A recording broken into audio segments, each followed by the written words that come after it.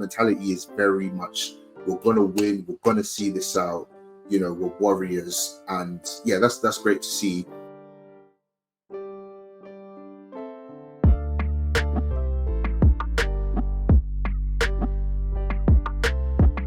What do you think about the lineup and stuff? I'm missing my dad, Gabriel. I'll be real. We're missing him. I feel like we're missing him. Maybe you say not so much with the 1-0 win, but everything was as I thought it would be. I didn't think there'd be much changes. I think my eye was just literally on whether Gabriel would start or whether he'd be on the bench again. He was. Seems like a tactical decision. I'm not really sure it's working. I don't know whether to say it still needs time, you know, a bit of chop and change and things like that. We looked okay last week with Timber in there instead of Tomiyasu.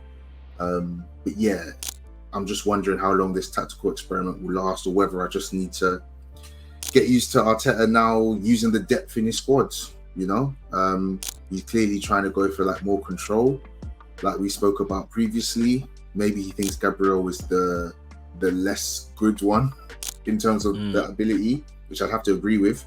But yeah, obviously now you start to speculate and start to think, and then you hear about Saudi and all this stuff. So, you know, you get a bit paranoid, but got the job done at the end of the day.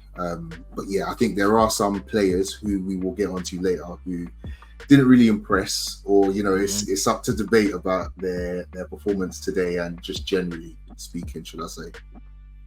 Yeah, for me, Gabriel on the bench again, it's alarm bells. It's definitely alarm bells. If I'm him, it's alarm bells. I'm not gonna tell my agent, you know, get on the blower, get me a move, but like, it's very difficult because, like you're saying, I too can see where Arteta's coming from in terms of, you know, just technical skill, control, and all of that, and where maybe he doesn't have that, but everything else he has. Like, he is, you know, what you want in a modern day centre back, apart from just that, I guess, passing ability. But I feel like, yeah, he came in and done very well, obviously, towards the end of the game, which was good to see. Tierney not in the squad again. Arteta, big man, I don't believe you, because you're saying that Tierney's part of your squad. You still want to use Tierney. Tierney's still got a future here at Arsenal. This is the place of where you prove that, at least on the bench. At least that's at least the position that Tierney has become accustomed to in the last year. Now it's not even on the bench. Who do you take him? Who do you swap him out for though? If you're looking at, if you say, okay, Tierney needs space on the bench, who are you taking him out for? I'm just asking. I'm just saying. I'm with you. I'm not starting the dog that played at left back ahead of Tierney. No way. Like I really don't understand where it's coming from.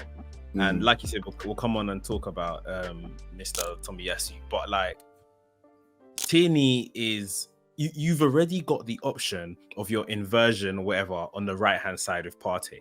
Yeah. So now what's your excuse not to play Tierney?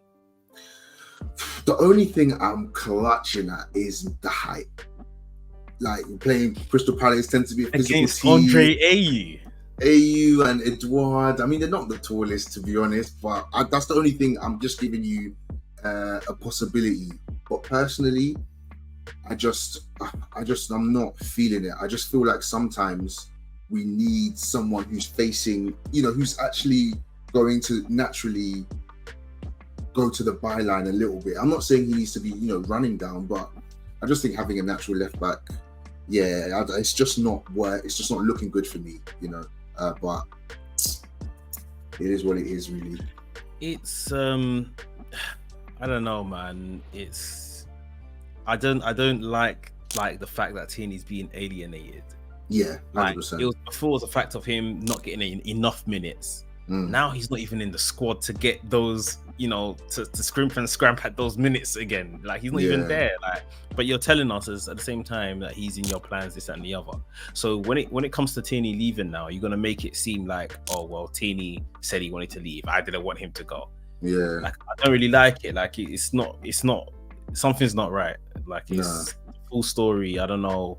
It's not happening. But I guess those are the two main things with the squad that we saw. That obviously, you know, with missing Timber. Tomiyasu started at left back, Partey at right back. He started in centre mid in the previous game, so we had a centre mid of Havertz, Rice playing deepest, and Odegaard.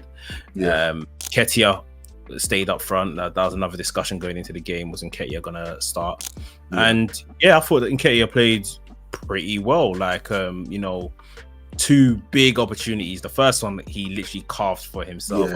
Brilliant. Hit the post, and it was just rolling, and I thought, go in. And but the second one, he probably should have chipped my man and scored, really. But I mean, the starting lineup and the players that played was pretty much bang on for, I guess, who's really available. Yeah, I agree. I think in terms of Eddie, anyway, just to touch on him, I thought he was probably top 3 performers tonight. I think he did a lot of hard work, a lot of running.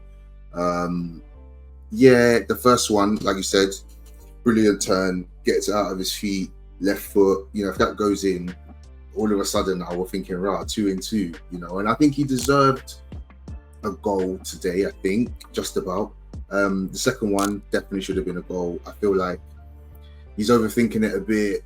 Keeper, John Stone does well to stay kind of biggish. So he's kind of thinking, I can't put too little power, but obviously ends up ballooning it.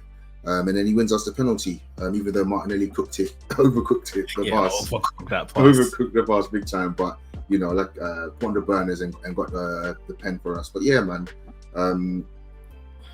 it's a bit of a shame because we went down to 10 men from early. But, you know, and then the game plan changed, and then we didn't really see any more attacking football.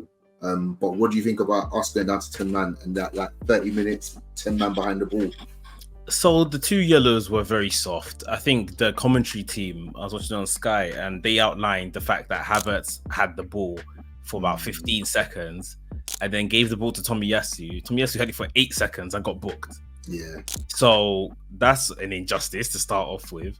And then the foul that saw Tomiyasu take out AU or pull AU shirt, as they were saying, it looks soft. Like it looks like one of them ones where you just get told, like, okay, like that's number 1, that's number 2, that next one I'm or something. Yeah. And the ref just went straight for the booking, like, and obviously that was his second yellow. So it's like, yeah, you didn't want him to be on the pitch. No, like, definitely. It felt like, you know, especially because he got the first yellow, and that first one was just almost like Havertz gave him the yellow card, because unless he threw the ball instantly, he was just like, he's thinking that you've held the ball as a team for more than 20 seconds now. So whoever touches the ball next is holding this yellow card. The second yellow, soft as and clear as day, that it's kind of the ones where, like, you know, when you kind of go down just to see what the ref will do, and then he just happens to do it. Then he's seen his Tomiyasu. Obviously, there's lots of green in front of AU, so he's thinking, oh, he's through on goal, and then he gives it to him. But I think it just shows another long line of another soft decision. I mean, I think we've been seeing the last couple Prem games, we've seen some soft red cards, some soft second yellows. I don't know what Howard Webb's doing over there, but we're in the mud with the referee, in my opinion. But thankfully, it didn't cost us the game, and I don't want it to be like the main talking point, because it kind of takes away from the defensive display that we put on for that last 30 minutes or so. Yeah, definitely. We saw Saka return to his OG position of left back, which I couldn't believe. When I eventually clocked, I was like, "It's that Saka at left back?" And then, eventually we saw Nketiah go off. Havertz went up top just to give us a bit more control of the ball once we were kind of kicking it clear and stuff like that. Jorginho came on. I think, was that his first appearance of the season? I don't think he appeared in the first game. Yeah, I believe so. Yeah, and you know, once, as you mentioned before, when we started, when he came on, Zinchenko came on, just really controlled. You know, we started playing again, sort of thing. Little passes, got out of them deep positions, and moving up the field. We rid that storm for about 15-20 minutes before we saw Jorginho come on first, and then Zinchenko and Kivior as well, which allowed Partey to go into centre midfield. We rid that storm, and then we just saw out the game afterwards. The last 10 minutes was just really kind of professional, keep the ball, move it around, draw fouls where we could, because obviously Crystal Palace were desperate. it was impressive to see. Despite it still wasn't attacking like you said. We weren't trying to score. We were just trying to relieve pressure. But sometimes needs must in it. Like it's a professional approach. What? Yeah, no, I agree. I think for all the anxiety that those sort of games cause, Palace didn't really make a chance. When you think back at it now, when you look with a level head, it was just a lot of balls into the box, bouncing around, and maybe the one chance that Mitchell had, which was, even though the goal was technically open, it's like a half chance at best. And that was about it. It was just a lot of balls went in. Saliba, White, Gabriel, they all dealt with it. So I think, again, they should be really proud of the defensive display. It was a bit nervy, obviously, like you said, until Zinchenko and Jorginho came on and linked up, and Partey went back into midfield, and then we had the players to be able to control the ball. And after that, I was feeling a lot more at ease. So I'm happy, but I'm not happy about having to do that so early in the season, because I felt like, you know what? Yeah. One thing I'll tell. Okay, so one thing, obviously, you don't want to do it so early in the season, but it's who we're going up against, and we are missing our main striker. We are missing our main left back, and there's a couple new players. That midfield is still gelling. I thought Rice was very good today. Odegaard scored a penalty. He looked very good. He looked bright. But ultimately, like I said, needs must. We got put in this position 1-0 up against a very energetic team. Went down to 10 men, had to play the best part of half an hour with just 10 men against these young boys that just running rings and just charging at us and all them kind of thing. No real end product, like you said, but just having the energy to concentrate against that kind of barrage of attack is important as well. We're not always going to get that exciting attacking display, but I guess one positive looking at it, what would you say for like the grit and the concentration and the defensive display that Arsenal showed today? Yeah, I think if anything, I was, like you just mentioned there, so I was really happy with the level of concentration and the determination, the togetherness we saw maybe from maybe the 92nd or maybe even earlier than that. I think Gabriel kind of shielded the ball out of play, and then Saliba goes over, high five, and Ramsdale comes over, slap on the shoulder, hands in the air, and you can tell that these lot, the mentality is very much, we're gonna win, we're gonna see this out, we're warriors, and that's great to see. Previous Arsenal teams have fumbled many a games, many a winning positions, and I don't know if you saw, I sent that stat into one of the group chats about, once Arsenal score, we haven't lost any game.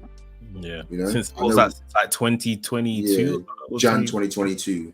Jan 2022, we haven't lost a game when we started, when we scored first. So long may it continue. Yeah, and that's impeccable in itself. Obviously, there were some key drops of leads last season that probably cost us the Premier League. Indeed. Which we don't want to see, and that's one thing I'm grateful that we didn't see last night.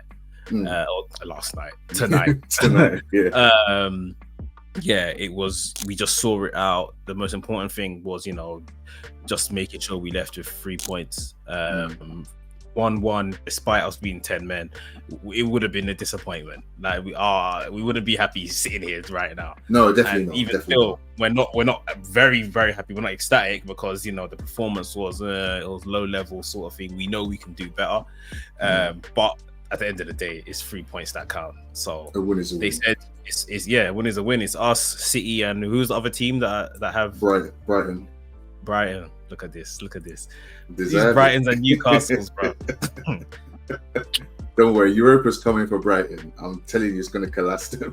that Thursday, Sunday, they're gonna feed it. When Solly March and Matoma are playing in Copenhagen and all them things there, they're gonna, and then they've got to go flipping away to Newcastle or away to Fulham and all these sort of places.